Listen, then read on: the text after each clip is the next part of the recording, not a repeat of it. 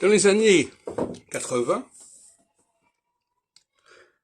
au niveau de la vie astrologique, j'ai contribué à la rencontre d'un certain nombre de responsables européens, entre 78 et 81 notamment, en période équinoxiale.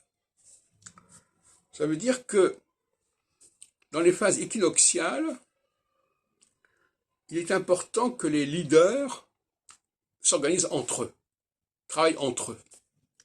Alors que les phases solsticiales, chaque leader va s'occuper de son périmètre particulier. C'est une sorte de syndicat des leaders en phase équinoxiale, en opposition au syndicat des travailleurs en phase solsticiale.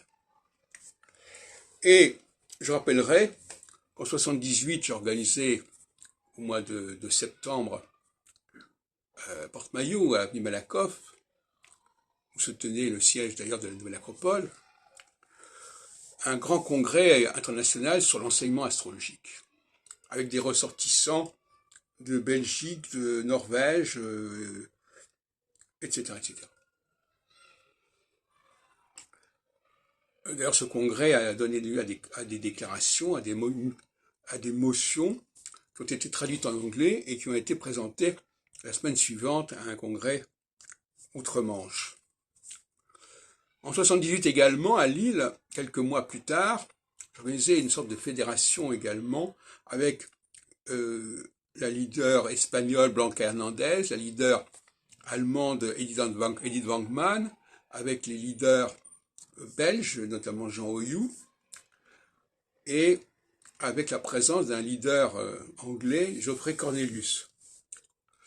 En 81, j'organisais un congrès à Bruxelles. Donc là aussi, il y a un dépassement des frontières, si on peut dire. Une organisation parisienne qui organise un congrès à Bruxelles, c'est pas évident. Et c'est encore moins évident quand une organisation parisienne organise en 81 à Londres un congrès avec de nombreux astrologues étrangers, enfin anglais, notamment locaux.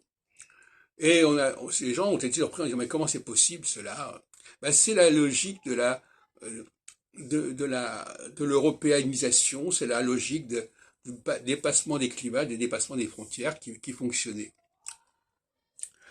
Et un peu plus tard, il y a eu d'autres confédérations qui se sont constituées à un niveau national, la Fédération française d'astrologie de Daniel Rousseau, la Fédération de l'enseignement astrologique de Denise Zaprès, qui sont également des processus de rassemblement des responsables locaux.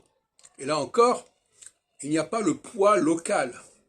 Il y a les responsables locaux, mais il n'y a pas le poids, la pesanteur locale.